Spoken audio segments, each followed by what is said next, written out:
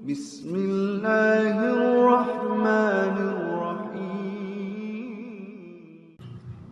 Assalamualaikum warahmatullahi wabarakatuh. Sobat-sobat, kita bersama lagi di channel saya dalam dakwah Islam pencerahan. Sobat-sobat, ada seorang tokoh. Ya, tokoh ini tidak main-main, sobat. Ya, karena beliau ini pengasuh salah satu pondok pesantren, sobat-sobat. Tapi ya koreksi saya bila keterangan saya ini salah, sobat-sobat ya. Beliau ya memiliki channel juga, sobat-sobat, ya, channel YouTube. Dan di channelnya tersebut beliau menyampaikan bahwa ada 5 ormas Islam yang sudah sepakat bahwa tahlilan bid'ah yang dilarang, bid'ah dolalah, sobat-sobat. 5 ormas itu ormas apa saja, sobat-sobat?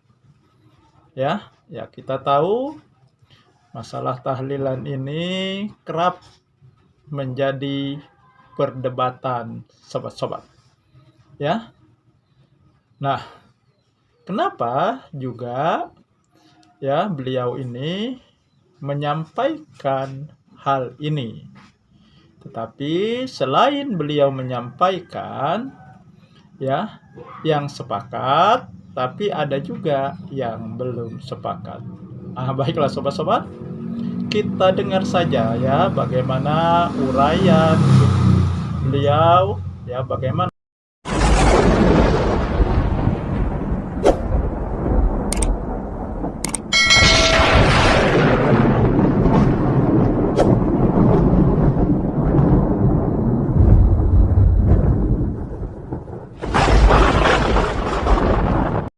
uraian beliau mengenai hal ini, sobat-sobat. Nah, ini cuplikan videonya, sobat-sobat. Lalu ormas Islam mana saja yang telah sepakat dan setuju adanya larangan yasinan tahlilan pada setiap ada kematian? Yaitu yang pertama Muhammadiyah, dan yang kedua Persatuan Islam atau Persis, yang ketiga Majelis Tafsir Al-Quran atau MTA, yang keempat yang sudah setuju dan sepakat pelarangan yasinan tahlilan untuk acara kematian yaitu Islam Jamaah. Ini yang sering dikenal oleh orang sebagai LDII, Lembaga Dakwah Islam Indonesia. Kemudian yang kelima yaitu Wahabi. Nah, Wahabi ini sebenarnya terpecah-pecah ya. Wahabi Salafi itu sebenarnya terpecah-pecah semuanya, tidak jadi satu, tidak. Ada Wahabi yang takfiri. Yang takfiri itu mudah sekali mengkafirkan orang lain seperti kelompok Khawarij. Nah, jadi sobat-sobat, dari uraian beliau kita tahu ya 5 ormas yang sudah sepakat ya bahwa tahlilan itu bid'ah yang dilarang, bid'ah dolalah, yaitu Muhammadiyah, Persis, MTA, Islam Jamaah, dan Wahabi menurut beliau. Wahabi ini ya sebutan untuk mereka yang menamakan dirinya adalah Salafi, sobat-sobat. Lalu kenapa beliau menyampaikan ini? Nah, mungkin uraian berikut ini, sobat-sobat, ya, menjadi alasan beliau kenapa beliau menyampaikan hal ini, sobat-sobat. Ya, kita kembali simak bagaimana uraian beliau, ya, berikutnya, sobat-sobat. Tinggal ormas NU saja. Sebenarnya tidak hanya NU ya, masih ada banyak yang masih belum setuju dan belum sepakat. Nah, kalau misalnya nih orang-orang NU tidak membentengi diri dengan ilmu pengetahuan yang mendalam, tatkala didebat oleh kelompok Wahabi, jangankan Wahabi, didebat oleh MTS saja, Majelis Tafsir Al-Quran, itu jarang yang mampu menjawab secara ilmiah. Oleh sebab itulah, apakah ajaran yasinan tahlilan ini masih akan bertahan di Indonesia?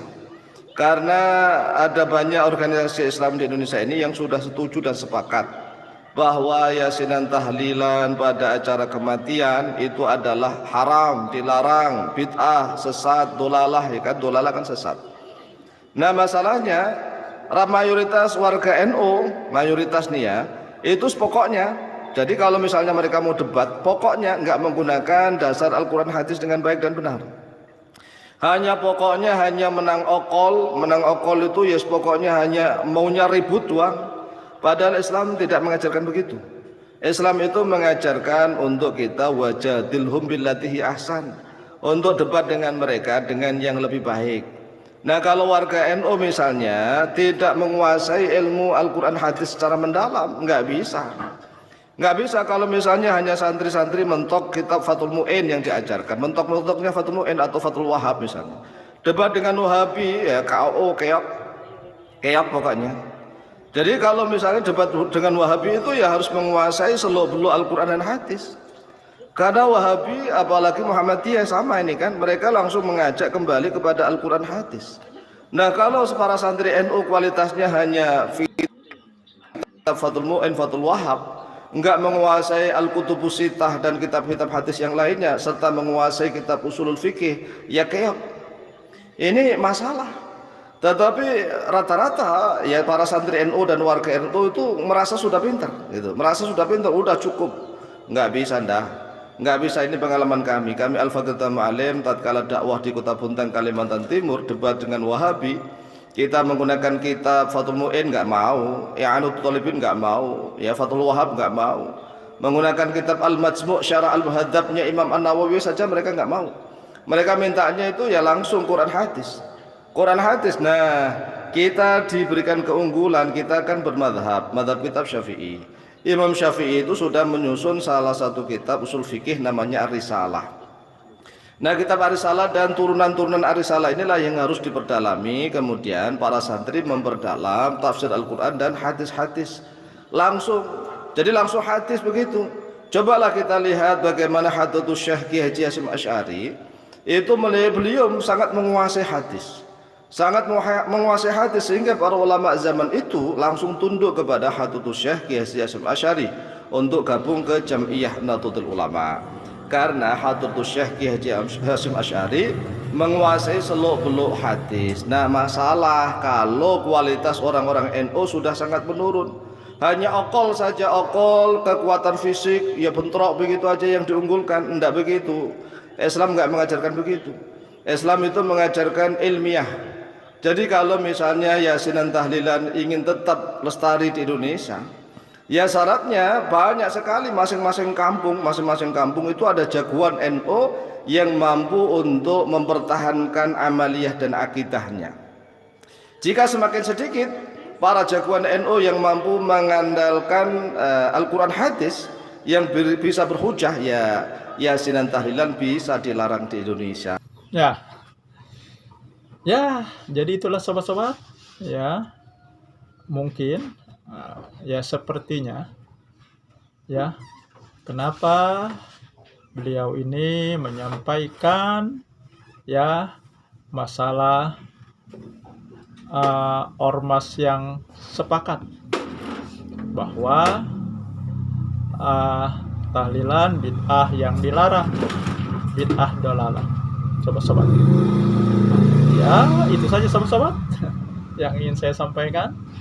Semoga ini menginspirasi dan mencerahkan. Nasrum minallahi wa fatun qarib. Wassalamualaikum warahmatullahi wabarakatuh.